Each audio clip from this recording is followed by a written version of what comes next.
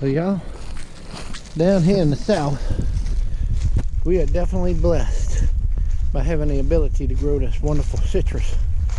And I have picked off of these trees this year. And just still look how many I still have. This is Satsuma right here. This would be, I can definitely tell this is the Awori kind. And that one's definitely an Awori. It's a little bit different, but they're younger. Look, the wildlife have been helping themselves. You can see, look, see the ate on that? That's wildlife. Bet you there might be some crows or something. But the possums really like to get them. But I'm just gonna go ahead and pick a few, y'all. So this is okay, I'm gonna go through them a little bit. These are the Satsumas. This is my tree that I come out here and I pick from it first, and I move to that one, and then I'll come around to the smaller ones around back. All of them are beautiful. All of them have wonderful amounts of Satsumas. I'm gonna hang my bag for picking later. Right there. I'm gonna come pick. I got my shears. But look, just look how many. Just look how many. And you see something about Satsumas. The smaller ones, they're usually tighter, and they're usually very sweet, much sweeter. People always want that biggest one. Well, let me tell you, the biggest one ain't always the best one. Now, my big ones over here are pretty good, but sometimes, like this one right here, you can kind of tell it's a little bigger than some of them. And this tree definitely got some big ones on it. But if you go right over here and you look at these, they're a little bit smaller. And I can tell by the peel it's a little bit tighter of a fruit. The bigger ones with the peel, the outside peel that looks like that. I don't know what that was. Gotta watch the spiders all over here. The ones with the peel that's a little bit rougher, that's generally the inside's gonna be a little bit more pithy. And what I mean by pithy, the white, have a lot more of the white, and it might be a little drier. And this is only mites and maybes, because I'm gonna tell you, I'll pull that one off of there. I say it's pithy. You can see the white in there, a little bit more, and they're easy to peel. I have dirty hands. I just worked on the truck, but I ain't gonna worry about that. See, it's a little bit dry, but oh my goodness. I'm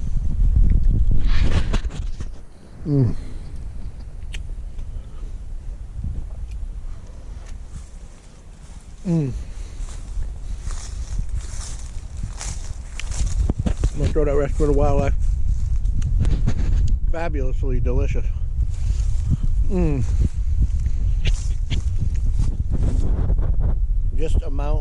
Just the right amount of tart and sweet together. Yeah, wonderful. And let me tell y'all, last year I started picking a few of these at the end of July, and they were still green, but very edible. And as many as I got, you can go ahead and jump the gun and pick some of them early ones and enjoy them. But just look at this tree. Look through that. Look how wonderfully full of Satsumas.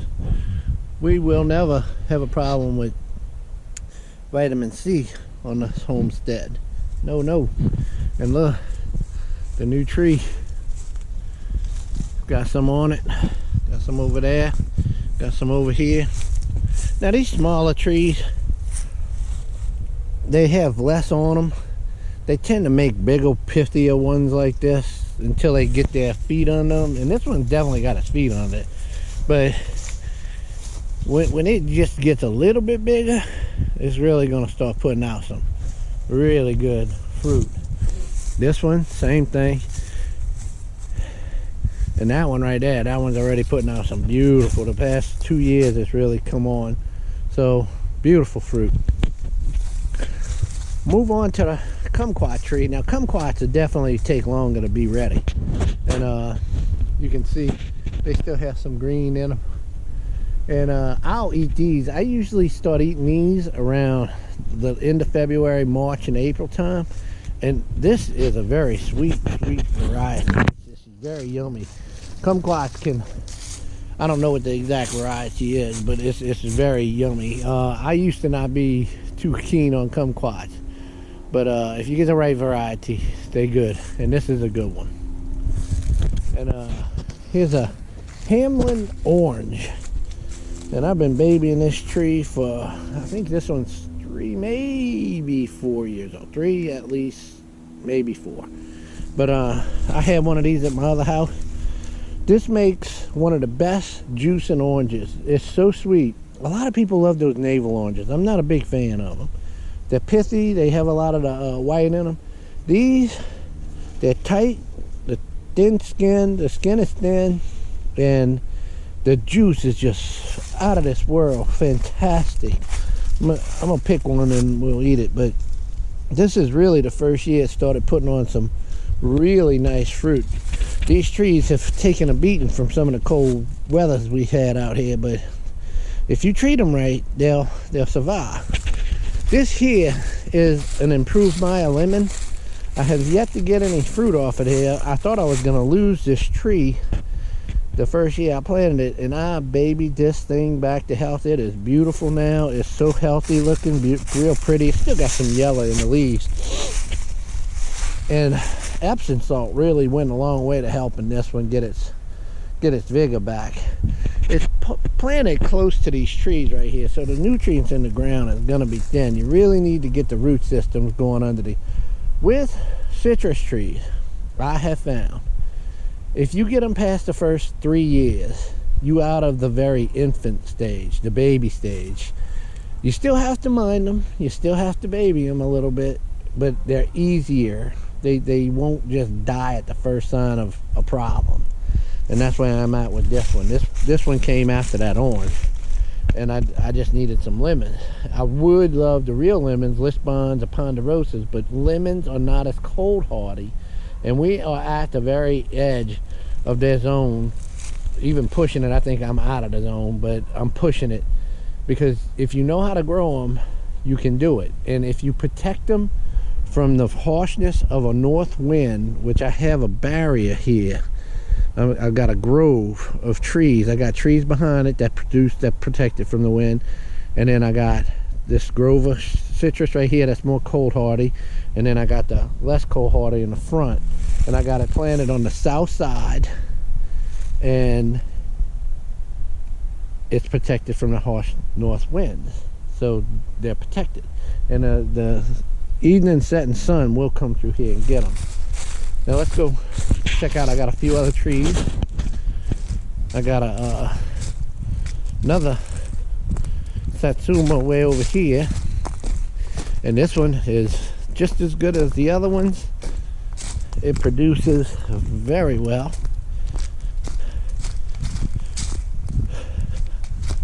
One thing you gotta kind of do is, if you can, spread them out if you can. Is try different areas. That way, if some don't produce one year, the others will. Last year, this was my big producer because those other ones didn't produce so well. And the reason they didn't produce so well, if y'all remember, in the beginning of last year, that's when that big ice storm hit Texas. Well, we caught it, and it froze the flowers off of most of these trees. Well, this one was later at producing flowers than the other ones. It produces flowers later. So it didn't lose all of its fruit producing flowers in that harsh ice storm. We didn't get it as bad as Texas, but we got it nevertheless, and it did hurt the production of some of the citrus. But this tree really went ahead. This is one of those ones, look.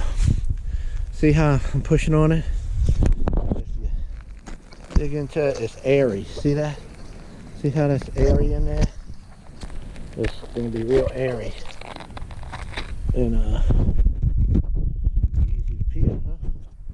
Now that don't mean it ain't good, it's just a little bit more pissy, a little bit more weight. So, you know.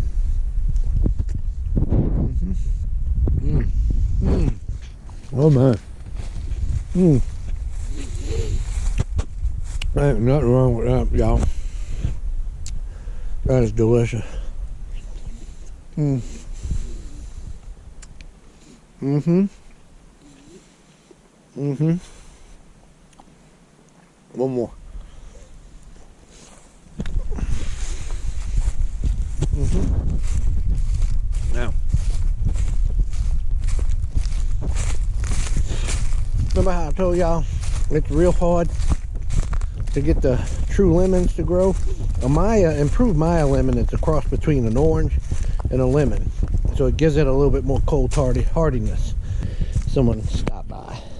This is so this is the Lisbon, and the freeze got it one year when I thought I was putting something over it, and I had it sitting right next to it. Well, turns out I didn't have. I thought I had it on top, and I didn't have it over protecting it. Froze it all the way back. Just one stem came up, so fingers crossed that I'll be able to keep it and bring it into another year. We'll see.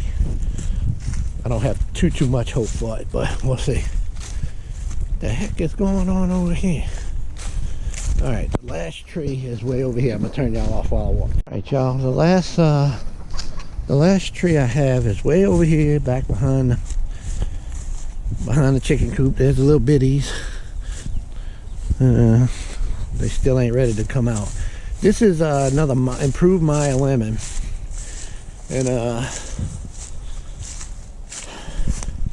this one's doing pretty good. You know, you see that? That's leaf miners do that, but that's not going to kill a tree.